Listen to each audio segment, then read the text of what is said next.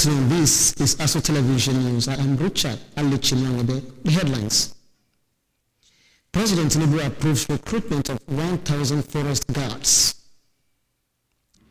IGP Olatunji calls for responsible use of police-related video content, strengthens media partnership. And in sports, Osimhen Lookman to miss Nigeria's friendlies against Poland and Portugal. The news in detail. President Bola Tinubu has approved the appointment of 1,000 forest guards and the deployment of a special rescue team following the abduction of teachers and students in Oyo State.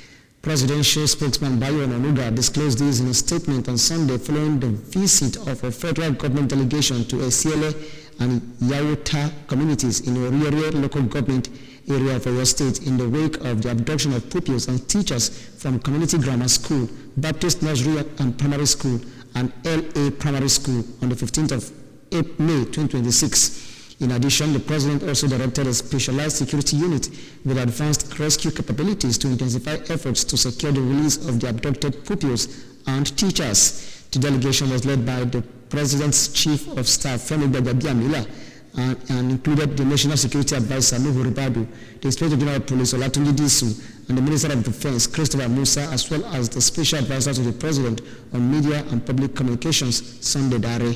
They conveyed President Tinubu's deep concern over the incident and his commitments to securing the safe return.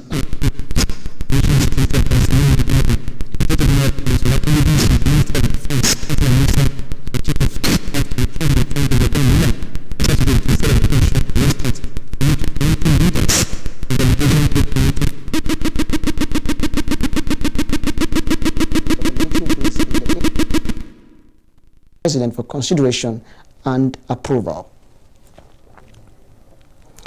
Similarly, Oyo State Governor Seyi Makinde has assured residents that his administration will continue to deploy every available effort to secure the safe return of the teachers and pupils abducted in the Oriere local government area of the state. The governor gave the assurance during a visit to LA Basic School, Ahoro, Esiele, where he led a delegation of government officials and political associates to commiserate with the families and relatives of the victims. Addressing members of the community, Makinde appealed for patience, understanding, and cooperation, urging residents to avoid apportioning blame to either the federal or state government and instead unite behind efforts to rescue the abductees. The governor sympathized with the affected families and the wider community, describing the incident as unprecedented, particularly because it involved the abduction of underage children. He noted that while the victims' families and the community were deeply traumatized by the incident, he shared in their pain and concern. According to him, regardless of any grievances the abductors may claim to have, their actions remain cruel, unacceptable, and inhumane. Makinde also recalled the sacrifices made by operatives of the Western Security Network, codenamed Amotekun, some of whom have lost their lives while tackling security challenges across the state. He disclosed that since the abduction occurred, he has been holding security meetings twice daily and working closely with relevant security agencies to facilitate the safe return of the victim. The governor commended security commanders for their dedication and commitments to protecting lives and property in the state and called on residents to continue praying for the success of ongoing rescue efforts. In a related development, the Nigerian Union of Teachers, NUT, has directed all public primary and secondary schools teachers in Oyo State to withdraw their services from schools beginning from Monday, which is today, 1st of June 2026, until further notice. According to the Nigerian Union of Teachers, the prolonged detention of victims has created fear and anxiety among teachers, discouraged parents from sending their children to school, and heightened tension across communities in the state. According to the directive issued by the national leadership of the union, the strike is in protest against the continued captivity of abducted teachers and pupils whose rescue and safe release, according to the union, remain uncertain. It argued that the prolonged detention of the victims has created fear and anxiety among teachers, discouraged parents from sending their children to school, and heightened tension across communities in the state. The development followed a directive by President Bola Tinubu on Sunday for the recruitment of 1,000 forest guards to secure the release of the abducted teachers and students. However, in a release signed by the NUT chairman of Oyo State Council, Comrade Hassan Fatai. The NUT said the industrial action is aimed at drawing the attention of government authorities to the urgent need to intensify efforts towards securing the safe release of the abductees without further delay. The union urged all teachers to comply fully with the directive, remain law-abiding, and stay safe in their respective homes throughout the period of the strike. It also reaffirmed its solidarity with the abducted teachers, pupils, and their families, stressing that lawful engagements with relevant government authorities would continue until the victims regain their freedom. The union concluded by assuring members that it remains committed to protecting the welfare and security of teachers and learners across the country. The chairman-elect of Gwagwalada Area Council, Comrade Kasim Mohammed Ikwa, has attended the turbaning ceremony of Honorable Tanko Ibrahim Idris as the Chiroma of Ohizi Ogabo in Toto local government area of Nasarawa State over the weekend. Comrade Kasim Ikwa congratulated the newly turbaned Chiroma, describing the recognition as a testament to his commitment, service, and contributions to the development of his community. He prayed for Allah's guidance, wisdom, and strength upon him as he assumes his new traditional responsibilities. The chairman-elect noted that traditional institutions remain critical partners in promoting peace, unity, and sustainable development at the grassroots level. He urged the new Chiroma to continue fostering harmony among the people and to use his position to advance the welfare and progress of the Ohizi community. Correspondent Abdullah Mukhtar reports that the turbaning ceremony attracted traditional rulers, political leaders, community stakeholders, family members, and well-wishers from within and outside Nasarawa State who gathered to celebrate the honor bestowed on Honorable Tanko Ibrahim Idris. Political parties preparing for next year's general elections have kicked off post-primary reconciliation efforts in a bid to put their houses in order. They are activating conflict resolution mechanisms as they await the release of access codes by the Independent National Electoral Commission (INEC) for the submission of candidates' names. For the presidential and National Assembly elections, parties are expected to begin accessing the codes from 9 a.m. on June 27th. According to INEC, the process will end by 6 p.m. on July 11th. Until then, there is a window of opportunity for the selection of running mates and the substitution of flag bearers. The conclusion of the primaries at the weekend marked the end of 3 major activities on the election timetable. The Inspector General of Police, Olatunji Disu, has called for greater responsibility and caution in the recording and circulation of police-related video content, warning that the misuse of such materials could undermine officers' morale, distort public perception, and negatively affect ongoing security operations across the country. The IGP made the call during an interactive session with members of the Crime Correspondent Association of Nigeria, SICAN, held at the Police Resource Center in Ajabi, Abuja. While reaffirming the Nigerian Police Force's commitment to accountability, transparency, and professionalism, as well as the respect for human rights, the IGP stressed the importance of balancing public scrutiny with operational realities and the welfare of officers working under difficult and high-risk conditions. According to him, police personnel continue to make enormous sacrifices daily in the discharge of their constitutional responsibilities and deserve public understanding and support.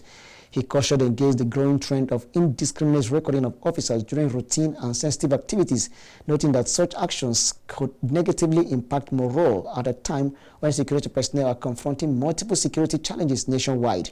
The IGP also expressed concern over the circulation of old and misleading videos falsely presented as recent incidents, stressing that such content contributes to misinformation, public panic, and unnecessary tension within communities. You are watching ASU Television News. Don't forget that you can watch us live on DSTV channel 392, StarTimes TV channel 127, and on Free TV, look us up on channel 507. On the UHF band, you can find us on channel 38. Now, still to come. Osimhen and Lookman to miss Nigeria's friendlies against Poland and Portugal. Don't go away. We'll be right back. And all their modern ambition pace. There is no margin for error. So much here is familiar. Over 1,900 games brought us here. There is not a sporting heat quite like this. But history doesn't care about the journey.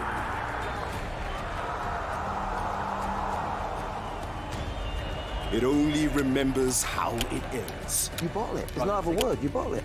8 titles. 1 month of mayhem to decide them all. That is outstanding from Patrick Dorgan. Stay connected and watch GoTV to catch the football season finale this May. It's on.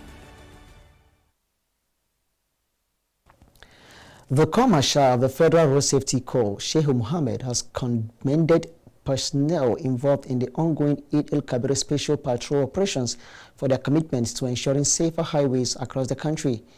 Following reports from monitoring teams, the Corps Marshal expressed satisfaction with the progress of the operation and urged personnel to sustain the momentum. He also called on motorists to obey traffic rules and avoid speeding, dangerous overtaking, overloading, and the use of mobile phones while driving. Sheikh Mohammed reaffirmed the Corps' commitments to ensuring a safe and hitch-free post-Eid celebration through sustained enforcement, traffic management, public enlightenment, and prompt rescue services nationwide. In the spirit of the Eid el-Kabir celebrations, the National Mosque Abuja distributed beef palliatives to an estimated 1,000 needy and underprivileged persons across the FCT in a philanthropic outreach aimed at easing the burden of festive season on vulnerable households. The initiative, sponsored by well-meaning individuals and organizations, received notable support from the First Lady, Senator Oluremi Tinubu, through the Office of the Presidency. Daniel Obi tells us more.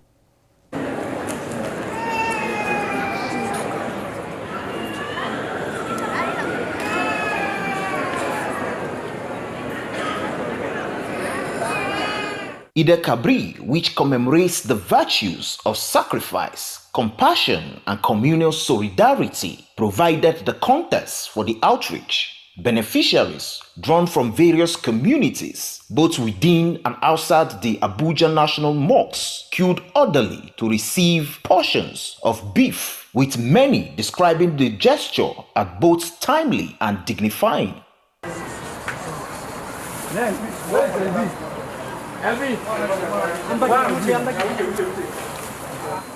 Harun Mohammed Eze, an imam of the National Mosque, commended the sponsors for their generosity and for prioritizing the welfare of the Muslim Ummah in a time when the act of sharing is central to the season's meaning. We started this distribution, as I said, on Tuesday.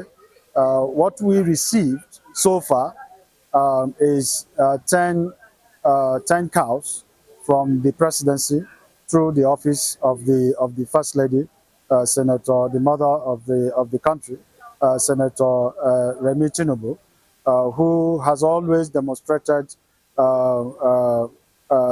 kindness, humanity beyond politics, and that's what we say here at the National Mosque. Beneficiaries expressed appreciation and offered prayers to the donors, particularly acknowledging the First Lady's role in facilitating the support.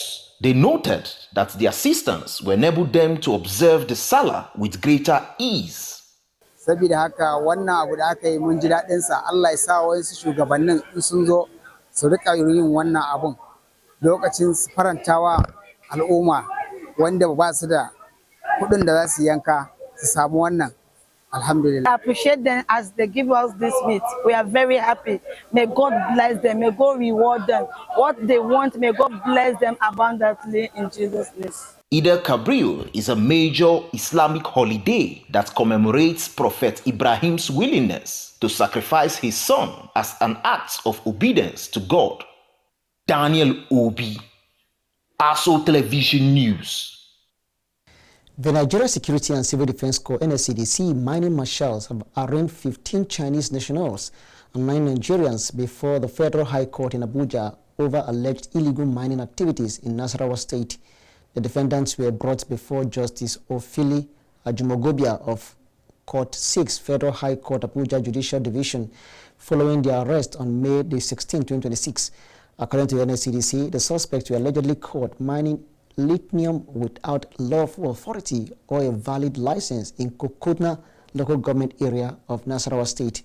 The court said the defendants were apprehended within the mining mineral title area covered by exploration license number 036582EL owned by Timadex Geomin Consort Limited. The alleged illegal mining operation was reportedly carried out within the coordinates of longitude 8 degree 412 E and latitude 83412 N. The Chinese nationals standing trials are Liu Jiabin, Hu Yongzheng, Zhang Zimo, Yao Feng, Zhang Yu, Tiang Shungung, Yang Raquin, Liu Yanglin, Yang Xiaobin, Yang Meiyong, and Yu Yangyai.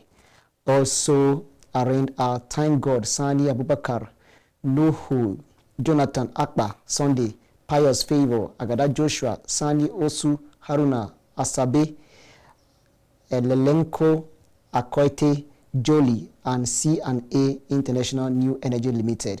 The court subsequently fixed June 18, 2026 for the commencement of trial.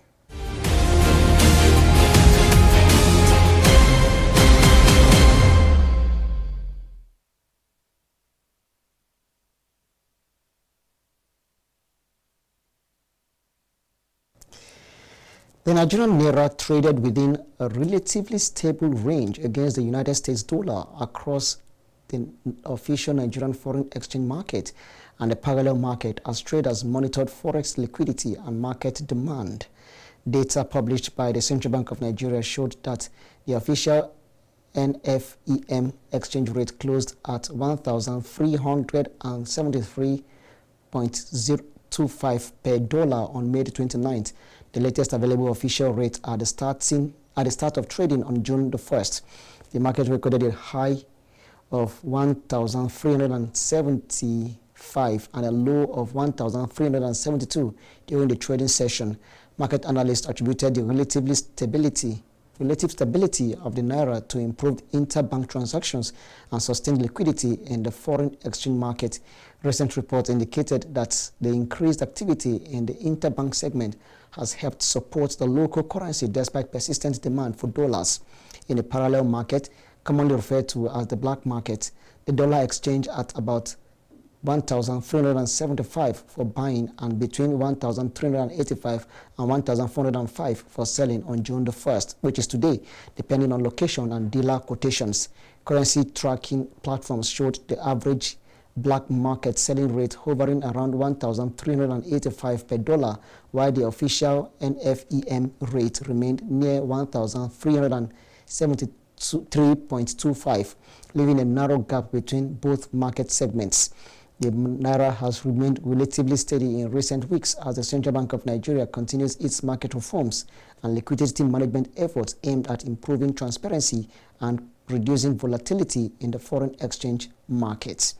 Exchange rates may vary across banks, bureau de change, fintech platforms, and parallel market dealers based on transaction size, location, and market conditions.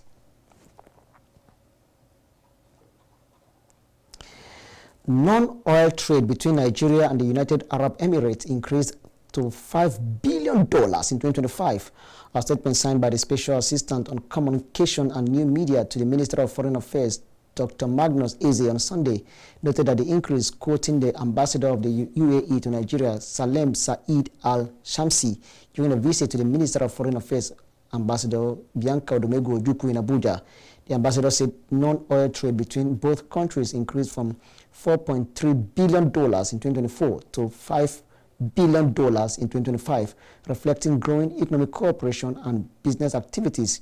He added that the volume of trade could rise to about $8 billion by 2027 if the current pace of engagement was sustained. He also noted that the first Abu Dhabi Bank would soon commence operations in Lagos, a development expected to further strengthen business and investment ties between both countries. The envoy further informed the minister that Etihad Airways would begin operations to Abuja later this year.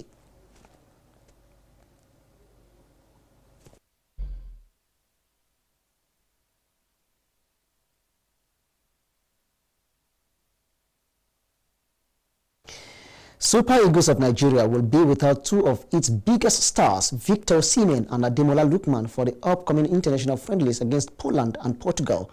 Head coach Eric Schille confirmed While speaking ahead of the matches, Chelle revealed that Osimhen has been excused from the squad amid uncertainty surrounding his club future. The Galatasaray forward has been at the center of transfer speculation in recent months, with several European clubs reportedly monitoring his situation. Nigeria will also be without the former African Player of the Year, Ademola Lookman. According to Chelle, the Atletico Madrid forward has been granted time off due to fatigue following a demanding season at club level. The withdrawal of both players deprives Nigeria of two of its most influential attacking threats. Osimhen has been a key figure for the Super Eagles in recent years, while Lookman enjoyed another impressive campaign in Europe by reaching the semi-finals of the 2025-2026 UEFA Champions League. Tobi Amusan of Nigeria blasted to victory in the women's 100 meters hurdle at the Rabat Diamond League in Morocco on Sunday. The Nigerian world record holder won her first Diamond League race of the 2026 season after breaking her own meeting record at the event. She stormed to the win in 12.28 seconds to match her season's best and finish easily ahead of the pack. Meanwhile, Devni Charlton of the Bahamas was second, finishing in 12.40 seconds, as Dutch athlete Nadine Weiser finished third in 12.47 seconds. With the win, Amusan also broke the previous meeting record of 12.45 seconds, which the Nigerian set at the same venue last year. Her victory is a major feat for the athlete, who had yet to secure her first win of the season in the Diamond League despite having podium finishes earlier in the year. And that does it all on the bulletin for this afternoon. But before we go, a recap of one of our major stories again. We told you that President Bola Tinubu has approved the appointment of 1,000 forest guards and the deployment of a special rescue team following the abduction of teachers and students in Oyo State. That's the news. I am Richard. I'll let you know anyway. Many thanks for watching. Good afternoon.